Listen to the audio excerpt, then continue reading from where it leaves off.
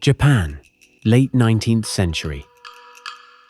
An empire in the midst of a violent transformation where the ancient castles of the samurai still stand as silent witnesses to a fading world.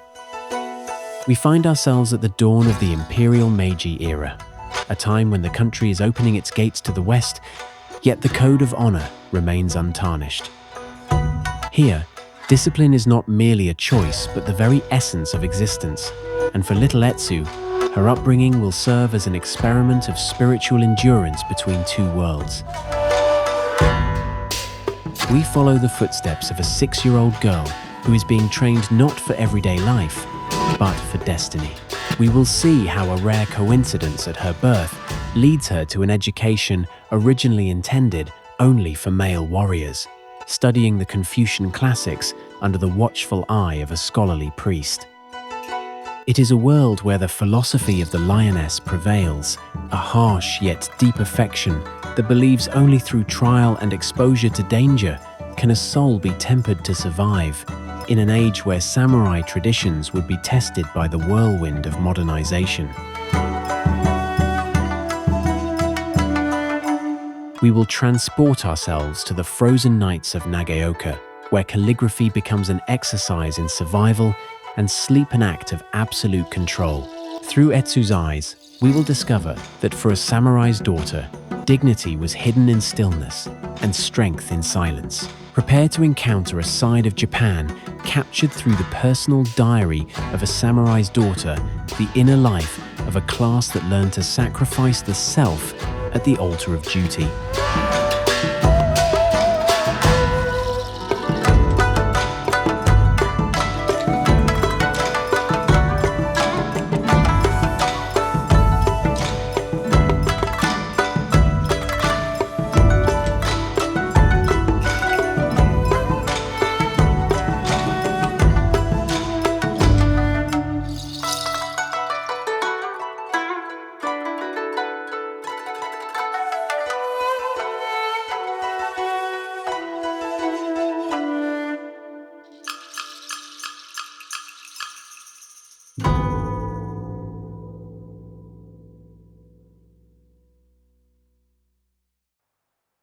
We did not have kindergartens when I was a child. But long before the time when I could have been admitted to the new after the 6th birthday school, I had acquired a goodly foundation for later study of history and literature.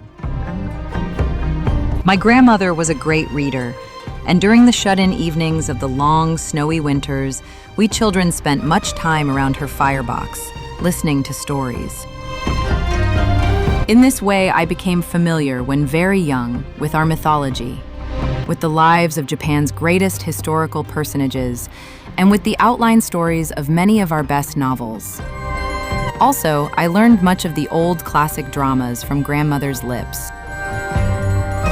My sister received the usual education for girls, but mine was planned along different lines for the reason that I was supposed to be destined for a priestess.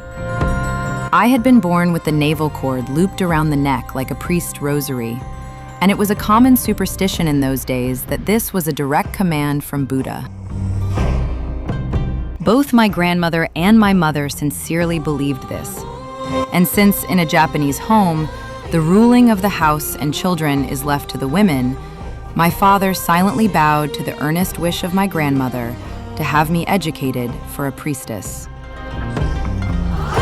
He, however, selected for my teacher a priest whom he knew, a very scholarly man who spent little time in teaching me the forms of temple worship, but instructed me most conscientiously in the doctrine of Confucius. This was considered the foundation of all literary culture, and was believed by my father to be the highest moral teaching of the time. My teacher always came on the days of 3s and 7s. That is, the 3rd, 7th, 13th, 17th, 23rd, and 27th. This was in accordance with our moon calendar custom of dividing days into groups of 10s instead of 7s, as is done by the sun calendar. I enjoyed my lessons very much. The stateliness of my teacher's appearance, the ceremony of his manner, and the rigid obedience required of me appealed to my dramatic instinct. Then the surroundings were most impressive to my childish mind. The room was always made ready with especial care the day of my lessons, and when I entered, invariably I saw the same sight. I close my eyes now, and all is as clear as if I had seen it but an hour ago. The room was wide and light, and was separated from the garden porch by a row of sliding paper doors, crossed with slender bars of wood. The black-bordered straw mats were cream-colored with time, but immaculate in their dustlessness. Books and desk were there, and in the sacred alcove hung a roll picture of Confucius. Before this was a little teakwood stand, from which rose a curling mist of incense. My studies were from books intended only for boys, as it was very unusual for a girl to study Chinese classics. My first lessons were from the 4 books of Confucius. I was only 6 years old, and of course I got not one idea from this heavy reading. My mind was filled with many words in which were hidden grand thoughts, but they meant nothing to me then. Sometimes I would feel curious about a half-caught idea and ask my teacher the meaning. His reply invariably was, "Meditation will untangle thoughts from words," or, "100 times reading reveals the meaning." Once he said to me, "You are too young to comprehend the profoundly deep books of Confucius." This was undoubtedly true, but I loved my lessons. There was a certain rhythmic cadence in the meaningless words that was like music, and I learned readily page after page, until I knew perfectly all the important passages of the 4 books, and could recite them as a child rattles off the senseless jingle of a counting-out game. Yet those busy hours were not wasted. My priest teacher taught these books with the same reverence that he taught his religion. That is, with all thought of worldly comfort put away. During my lesson, he was obliged, despite his humble wish, to sit on the thick silk cushion the servant brought him, for cushions were our chairs, and the position of instructor was too greatly revered for him to be allowed to sit on a level with his pupil. But throughout my 2-hour lesson, he never moved the slightest fraction of an inch, except with his hands and his lips. And I sat before him on the matting in an equally correct and unchanging position. Once I moved. It was in the midst of a lesson. For some reason I was restless and swayed my body slightly. The faintest shade of surprise crossed my instructor's face. Then, very quietly, he closed his book, saying gently but with a stern air, "Little miss, it is evident that your mental attitude today is not suited for study. You should retire to your room and meditate." My little heart was almost killed with shame. There was nothing I could do. I humbly bowed to the picture of Confucius, and then to my teacher, and backing respectfully from the room, I slowly went to my father to report, as I always did, at the close of my lesson. Since absence of bodily comfort while studying was the custom for priests and teachers, of course all lesser people grew to feel that hardship of body meant inspiration of mind. For this reason, my studies were purposely arranged so that the hardest lessons and longest hours came during the 30 days of midwinter, which the calendar calls the coldest of the year. The 9th day is considered the most severe, so we were expected to be especially earnest in our study on that day. I well remember a certain 9th day when my sister was about 14 years old. She was preparing to be married, therefore the task selected for her was sewing. Mine was penmanship. In those days, penmanship was considered one of the most important studies for culture. This was not so much for its art, but it was believed that the highest training in mental control came from patient practice in the complicated brushstrokes of character writing. With the first gleam of sunrise on this 9th day, Ishi came to wake me. It was bitterly cold. She helped me dress, then I gathered together the materials for my work, arranging the big sheets of paper in a pile on my desk and carefully wiping every article in my ink box with a square of silk. Reverence for learning was so strong in Japan at that time that even the tools we used were considered almost sacred. We went to the porch overlooking the garden. The snow was deep everywhere. Ishi took me on her back and, pushing her feet into her snow boots, slowly waded to where I could reach the low branch of a tree, from which I lifted a handful of perfectly pure, untouched snow, just from the sky. This I melted to mix for my penmanship study.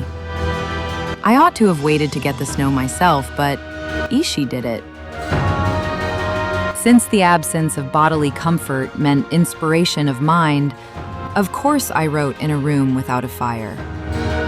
Our architecture is of tropical origin, so the lack of the little brazier of glowing charcoal brought the temperature down to that of outside. Japanese picture writing is slow and careful work. I froze my fingers that morning without knowing it until I looked back and saw my good nurse softly crying as she watched my purple hand. The training of children, even of my age, was strict in those days, and neither she nor I moved until I had finished my task. Then Ishi wrapped me in a big padded kimono that had been warmed and hurried me into my grandmother's room. There I found a bowl of warm, sweet rice gruel made by my grandmother's own hands. Tucking my chilled knees beneath the soft padded quilt that covered the sunken firebox, I drank the gruel, while Ishi rubbed my stiff hand with snow. Of course, the necessity of this rigid discipline was never questioned by anyone, but I think that, because I was a delicate child, it sometimes caused my mother uneasiness. Once I came into the room where she and father were talking. "Honorable husband," she was saying, "I am sometimes so bold as to wonder if Etsubo's studies are not a little severe for a not-too-strong child." My father drew me over to his cushion and rested his hand gently on my shoulder. "We must not forget, wife," he replied, "the teaching of a samurai home. The lioness pushes her young over the cliff and watches it climb slowly back from the valley without one sign of pity, though her heart aches for the little creature. So only can it gain strength for its life work." But my lessons were not confined to those for a boy. I also learned all the domestic accomplishments taught my sisters: sewing, weaving, embroidery, cooking, flower arranging, and the complicated etiquette of ceremonial tea. Nevertheless, my life was not all lessons. I spent many happy hours in play. With the conventional order of old Japan, we children had certain games for each season.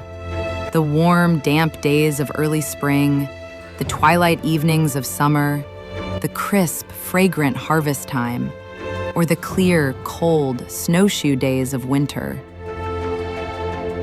And I believe I enjoyed every game we ever played. From the simple winter evening pastime of throwing a threaded needle at a pile of rice cakes to see how many each of us could gather on her string, to the exciting memory contests with our various games of poem cards. But no outdoor play of our short summers, nor any indoor game of our long winters, was so dear to me as were stories. The servants knew numberless priest tales and odd jingles that had come down by word of mouth from past generations. And Ishi, who had the best memory and the readiest tongue of them all, possessed an unending fund of simple old legends. I don't remember ever going to sleep without stories from her untiring lips.